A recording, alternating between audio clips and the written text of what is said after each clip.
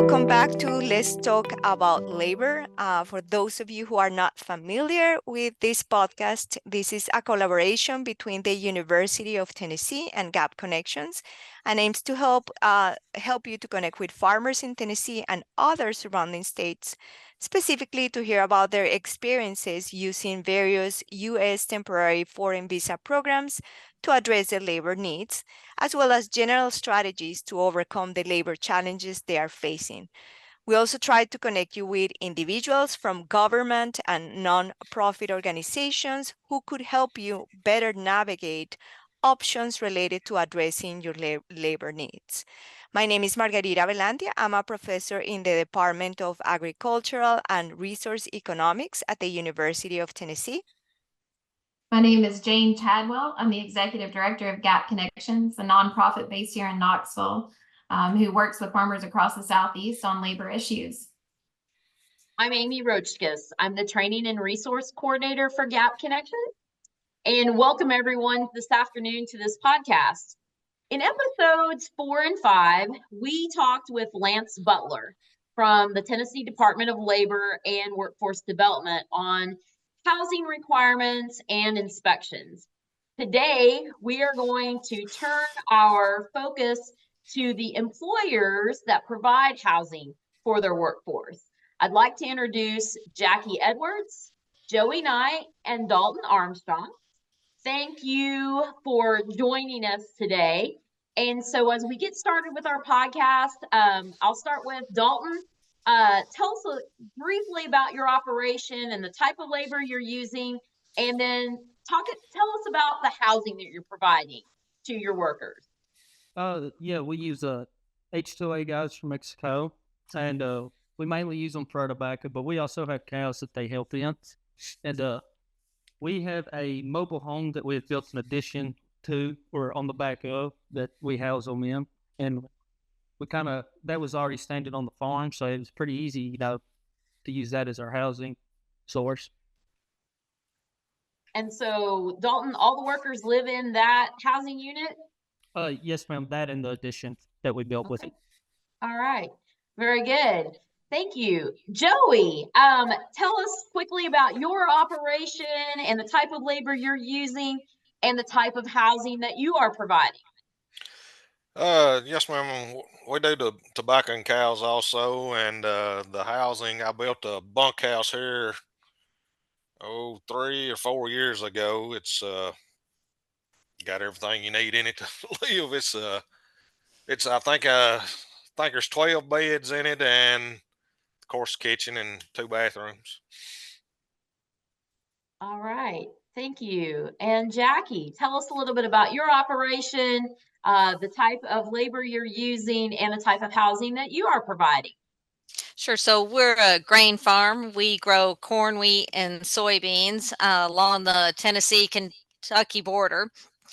We have about 15 full-time employees, 6 of which are H-2A workers from Mexico, and we have 1 South African H-2A worker coming. And we have 2 houses. So one of the houses was an existing structure on a farm that we used to rent. And when we decided to get into the H-2A program, we stopped renting that home and transitioned it to an H-2A house that's got 5 bedrooms, 2 bathrooms, and then we have another smaller structure. They call it a park model. It was like a trailer cabin that sits right on our home farm, and that's where our 1 South African worker stays. Jackie, I was very interested on your case because, again, I have never heard about these South African workers. And I was thinking about the cost of bringing them here, the transportation cost.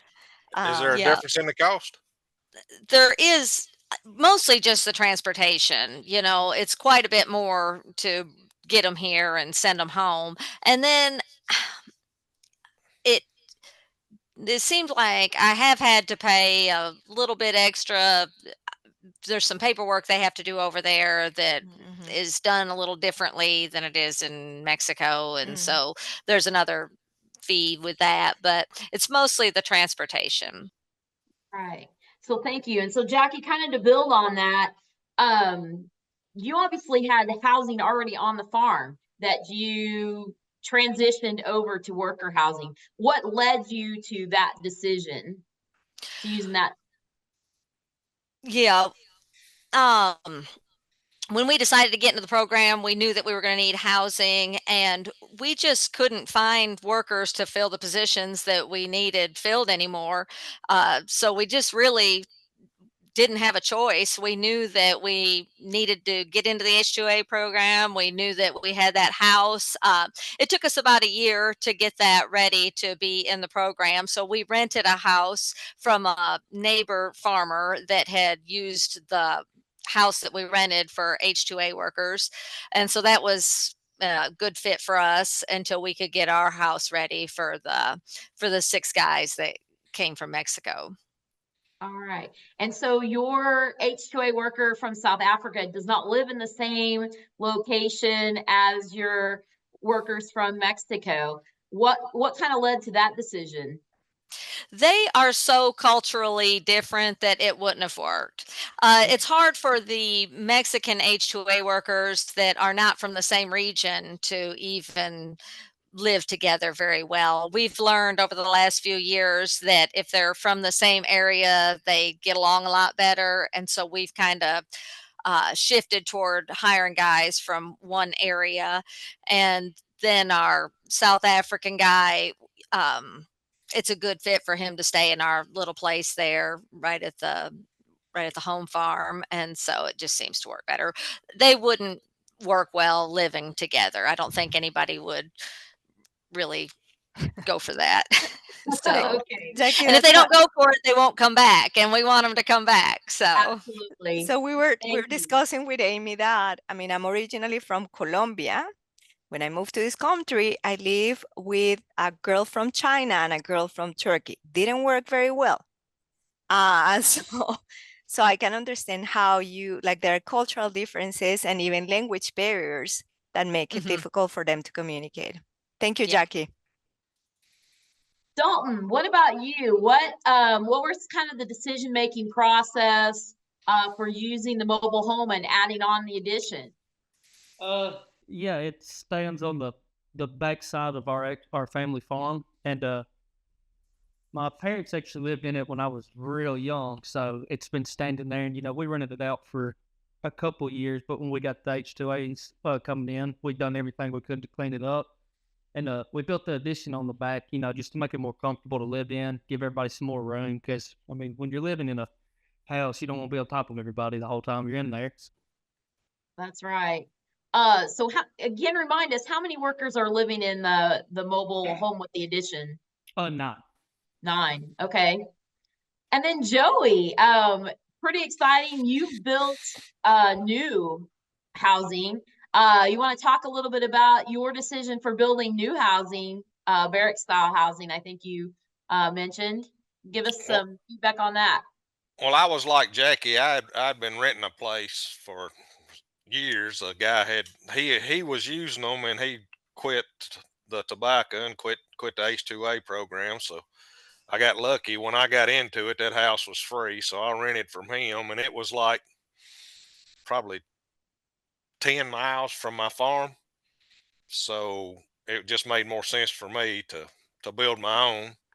So I built a new stripping facility, and I just shedded off the side of it and built a bunkhouse on the side of it. So it's been pretty convenient because when we're stripping tobacco, they're right there. All they got to do is go out one door and into another, and so saves on the fuel mileage for them driving. It just worked out better for me to have it cost wise. Yeah, that sounds really nice. All right, so I'm going to start with Jackie this time. Jackie, what recommendations do you have for employers related to choosing the best housing option? Well, you're probably going to want to know how many workers you think you're going to need, and then look down the road and know if your operation's going to grow and you're going to need more in the future, is your housing going to be able to support that? And then understanding some of the regulations that go with that, how much space you need per worker. And there's just a lot of regulations that you have to take into consideration when you're deciding how many workers and what kind of housing you're going to use. Yes. And Joey, how about you? What recommendations would you have for employers related to choosing the best type of housing? Uh, it depends on, well, how many workers you're going to need, and like she said, pretty much the same if you plan on growing, you know. But yeah, that's about pretty much what she said. Well, Okay. and you brought up the transportation, which I thought was a really good point about you liked having that housing closer to where Yes, they're ma'am. working, so you're Yes, not ma'am. having to transport them. So that was a big difference going 10 miles to right there. So I think that's another Right. factor that Right. people ought to look at. The way I farm, I'm so spread out. I've got farms within, probably a 10-mile radius anyway. But it worked out for me to get everybody closer to home. Yes. Right.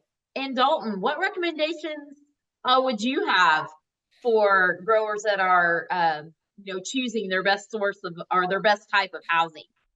Well, yeah, you probably need to look at cost first, because kind of like Joey said, I mean, you want them close because you don't want to be waiting on them to come help you if they're 10, 15 miles down the road. You got cows out at your house. So cost really is a big deal, in my opinion. Trying to build, if you're going to build something, have it close to you. All right. Well, I think Jackie and Joey, you both mentioned that you rented housing for workers transitioning when you were building new and remodeling. Was there any extra cost for renting other locations, other housing options? Yes, ma'am. It was for me. I paid him so much a month for the house, and until I got mine built up here. So But just I kind of a rented. basic rental agreement. Yeah, yeah. And his was basically, it was just a bunkhouse, kind of like what I built. You know, wasn't really. You had, of course, you had to have the living room area separated from them, but as far as the beds, they're kind of all in just a big, one big room. And it's a bunch of beds in it, and then the kitchen area is separated off in them. So kind of dormitory type sleeping, right? Yes, ma'am. Yeah. Jackie, what about you? That the rental in between transition from what you were remodeling on the house on the farm? Well, we were real fortunate. Our neighbor had a empty house and he was happy for us to use it. It needed a few repairs, and so we made the repairs, and he was glad for our guys to be staying in. Houses are better when people are staying in them. And so like I say, we made a few repairs and paid all the utilities and stuff, and so it worked out real well for all of us. All That was right. probably actually the cheapest year that we housed our H-2A workers. Well, and I think that's what our listeners need to understand. You're providing housing, but with housing also come insurance, water bill if you have city water, the utilities, and all the things and the furnishings, right? Yeah, Rent. absolutely. That's right. Yeah. So, Jackie, I'll turn to you and start. What challenges have you faced and or overcome by providing worker housing? Me? Yeah, Oh, we'll start with you. challenges we Yeah, what faced. challenges have you faced or overcome? Um, the first year, just getting so we had a renter in that house, and it was um during COVID, and our renter hadn't been paying rent. It's really kind of a messy story. And so we couldn't do anything about it. And we had to go through the court system, and it took a year to get that renter out. And then that renter was a hoarder. And so it took some time to clean the property up, and then we had to bring it up to codes, or several things we had to do to make it eligible to be in the program. And so I would say our biggest challenges were with housing were in that first year or two when we were getting everything kind of ready. So So then do once we got everything ready, it's been on autopilot more or less. There's maintenance and things as with anyone's house, but for the most part, it just kind of works now. So I was going to What's say, yeah, the the maintenance, and are there any challenges that you face while the workers are there living in the house?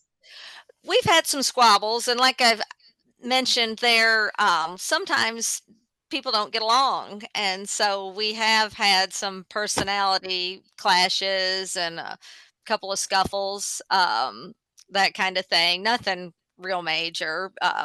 But, people are people and people live differently. And so some people are cleaner than others. And that's been a bone of contention from time to time. I think we've gotten that worked out. And like say we've had some personality clashes, but we've uh, got a crew now that seems to mesh well and get along real well. And this year we haven't had any issues. Good deal. All right. Hey, Joey, what are challenges that you faced and or overcome by providing worker housing? Uh, well, like I said, I've had my guys for, gosh, I think this will be the 16th or 17th year I've been getting the same guys, and they're all family from the same little old town. Of course, being family and living in the same house together, they do have some arguments, but other than that, as far as they've been with me so long, they know how I like it, how I expect the house to be kept, and I really I've been lucky. I don't have many problems with my guys really. Joey, tell me, just a funny comment here. How much? Because I'm a Spanish speaker, because I'm from Colombia. How Uh-huh. much Spanish you have had to learn over the years? Quite a bit, quite a bit. Now I can speak enough Spanish that I can I can tell them what I need done. Now, that's Good. about the mist of it. But I've been lucky also. I've had a guy with me, well, since the beginning that speaks English as good as me or you do. Okay. And I guess that helps with communication about how the housing has to be kept, all those expectations, I guess, Yes, ma'am. overcoming Yes, that ma'am. language barrier. Hmm. Excellent, Joey. Maybe we can talk in Spanish in another episode.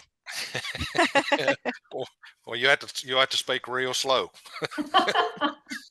Well, Joey, did you set any new expectations for the workers when you built the new housing? No, I didn't. They always took care of the other one, and they take care of this house here they're in.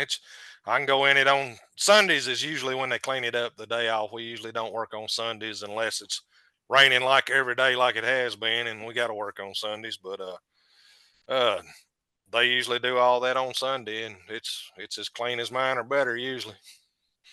That's great. I like to hear those stories. Dalton, finally, what challenges have you faced or overcome in providing worker housing? Yeah, and it's not too many challenges, honestly, from our guys. The biggest problem we've had is in this last year, maybe the year before, the elements on the stove burned out on them. So we had to go get them a new stove, and we switched to I think they call them the glass top stoves. That's what you need to do. Yep. We switched to that, but that's really the only challenge we've had. They cook everything on high. Oh, goodness. All right. Well, thank you. I think I'm going to turn it over to Jade next. All right, I'm going to start with a question, kind of building off maintenance, because you guys have brought that up. But, we hear stories of workers disengaging the smoke detectors, taking off the screens on windows, issues with keeping the house clean. Do you have any best management practices that you use to help them kind of understand the importance of maintaining the house and keeping it in compliance? And then also just tell us what are probably the number one kind of maintenance costs for you along with that. And I'll start off with you, Jackie. I just check in every now and then. I go down there, and I have to go down there when the bug guy comes to spray and for, various other reasons. And our guys are great too. They do a good job of keeping the house up. I do buy them cleaning supplies, and I think that helps because they don't like spending their own money on that kind of stuff. But if it's there, they'll use it. And so I have found that if I provide them with, cleaning supplies and things to keep the place clean, that they will use them. Well, and that's an expense that someone may not think about, with pest control, having somebody come and spray routinely at the house. Any other kind of common maintenance costs that you have that people may not think about? Nothing out of the ordinary, just regular. Sometimes there's a leaky faucet. We've had to replace an HVAC unit. Um, just that kind of thing, really. Just Nothing. like a normal homeowner, all the things, the joys that come with being a homeowner. Exactly. All right, Dalton, I'll go to you. Do you have any kind of best practices that you use to help kind of maintain the housing, and then some common maintenance costs that people may not think about? Well, we actually got pretty lucky with how our guys keep it clean. They're all from the same area. Like, I think it was Joey said his guys are, and so when they got a list that they make every week. So one night, 3 or 4 of them might be doing the cooking, while the other 3 or 4, they're doing the cleaning, and they switch up, and it keeps it fresh where you're not doing the same thing day in and day out when you come home. And then to the maintenance, not really. Kind of just like y'all were saying, it's just like going in another home. Might have a little leaky pipe here every once in a while, but nothing out of the ordinary. And going with the glass top ovens, making sure that's it's made the world of difference. It's made worlds of difference. All right, Joey, with you, any kind of best practices that you have with helping to maintain the housing? Well, I've had like I said, I've had my gas so long. I'm in and out over there all the time, and I guess just seeing me coming in and out probably helps a lot. But as far as like you were speaking earlier about the smoke detectors, the one in the kitchen, my guys take the battery out of it all the time. So what I done is I just put another smoke detector in the living room over there. But I'm constantly on them about leaving the battery in there. But like I said, they cook everything on high, so that smoke detector's going off all the time. But other than that, as far as maintenance on it, just me being in and out of there, all the time, I'd say that helps me a lot. Yeah, that's one of the best practices we talk about a lot with the farmers that we work with. I think some people believe they get into the H-2A program, they pass that housing inspection, and they're like, oh, I would feel uncomfortable walking into that house, so I'm not going to go look. But it's, I think, really important to go in there and do those walkthroughs to make sure that things are not in disrepair, or if there's something you need to address. So it's really good to hear all 3 of you say that you routinely kind of step in there and check on things.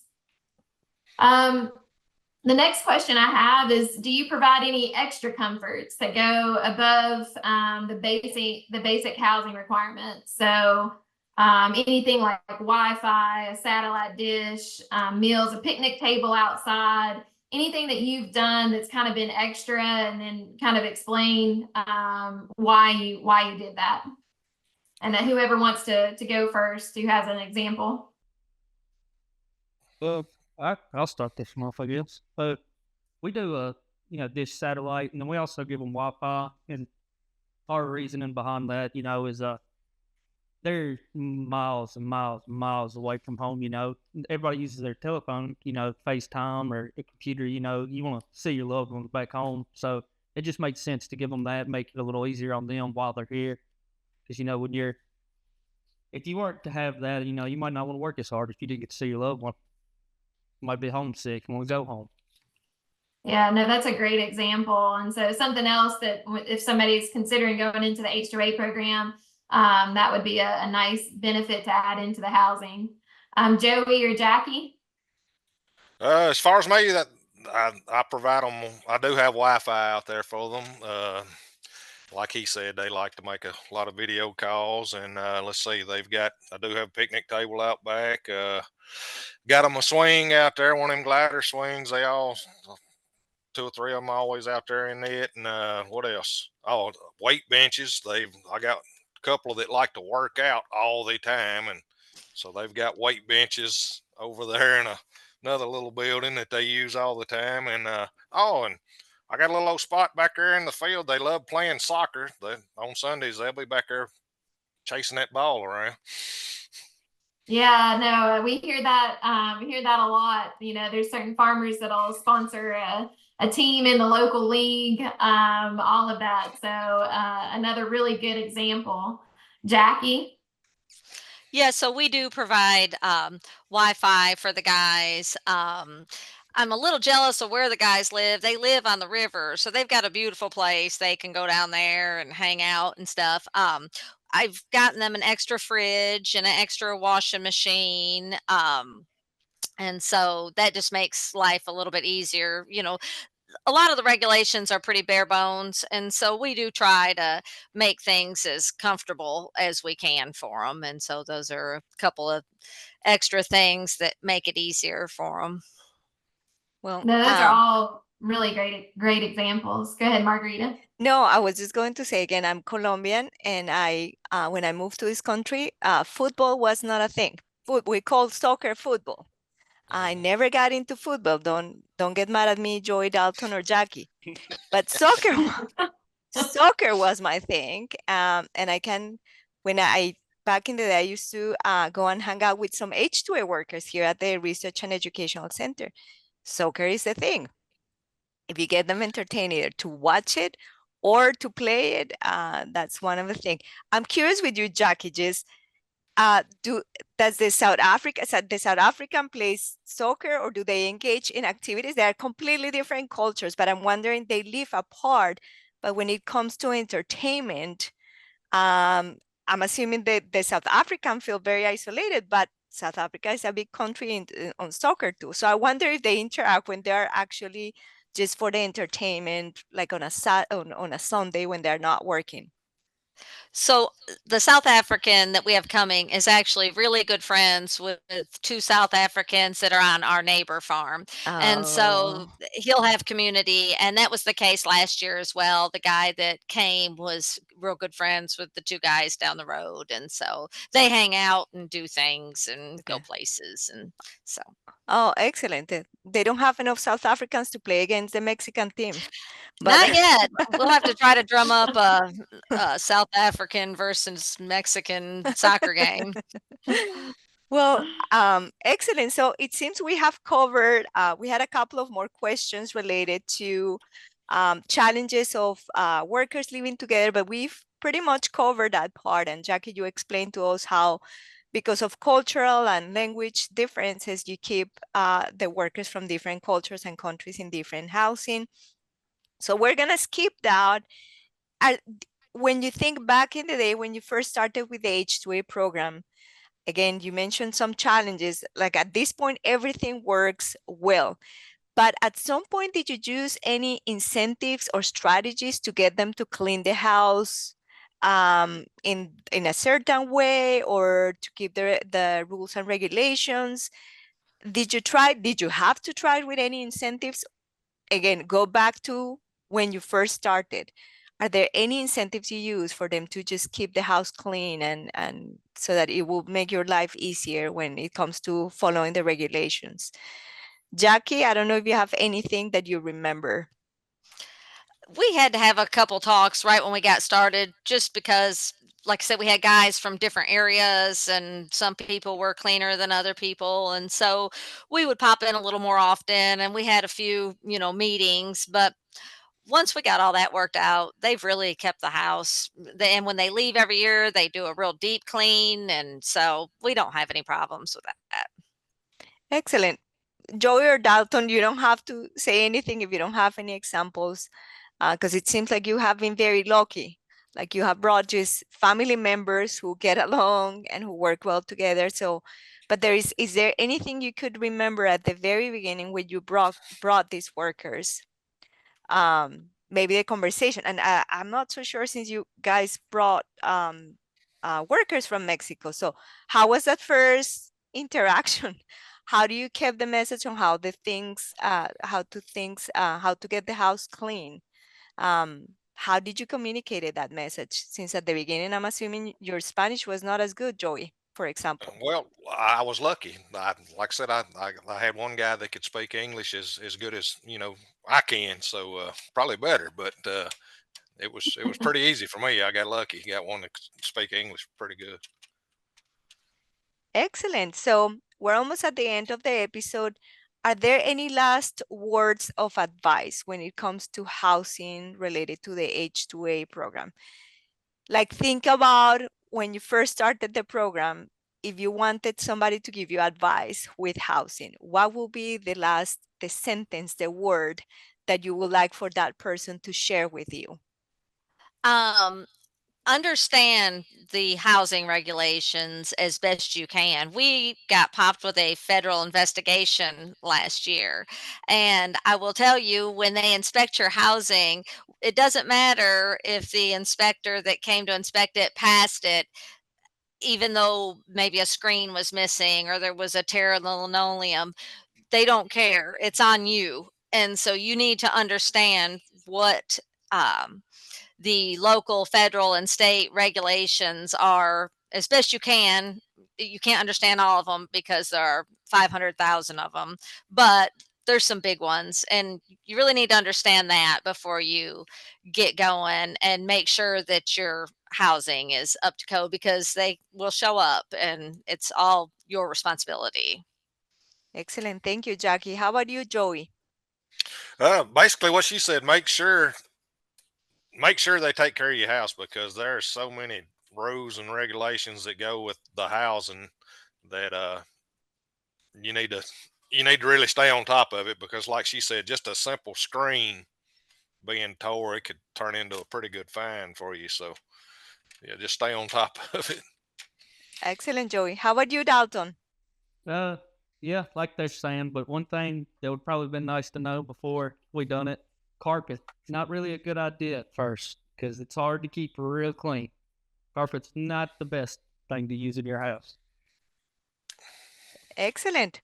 Well, thank you so much. I think you share very interesting information, and we hope our audience appreciate all the words of advice you gave them related to housing with the H-2A program. Again, thank you, Jackie, Joey, and Dalton, for taking the time to talk to us. See you in the next episode.